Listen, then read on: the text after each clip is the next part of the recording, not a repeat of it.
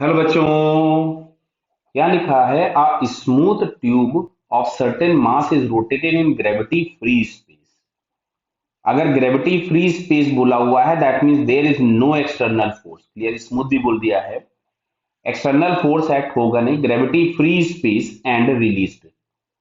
The two balls shown in the figure moves towards the end of the tube for the whole system. Which of the following quantity is not conserved? बहुत ध्यान से देखना बेटा, क्या लिखा है इसमें? Not conserved. क्लियर है? तो अब अच्छा देखो, अगर एफ जीरो है, एफ नेट जीरो है, बराबर है, तो एफ नेट अगर हमारे पास जीरो होगा तो कोई भी वर्क डन नहीं होगा, डब्ल्यू नेट जीरो है।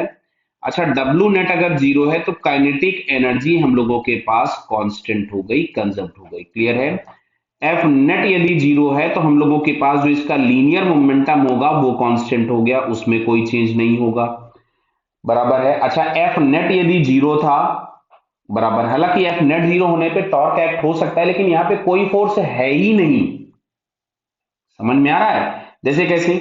मान लो यहाँ पे एक फोर्स एफ इधर लगता और एक फोर्स एफ इधर लगता, तो यहाँ पे एफ नेट जीरो हो जाता, लेकिन इस पर्टिकुलर केस में फोर्स है ही नहीं।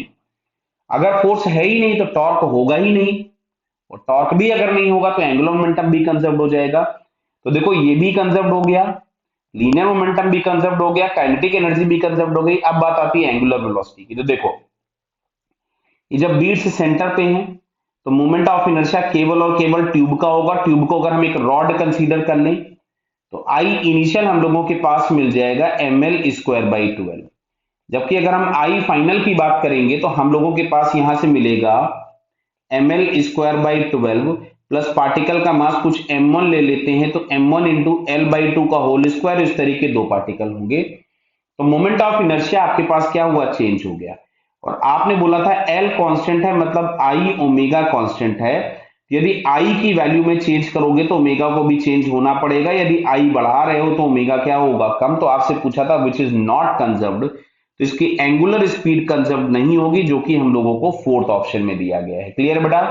Okay, all the best.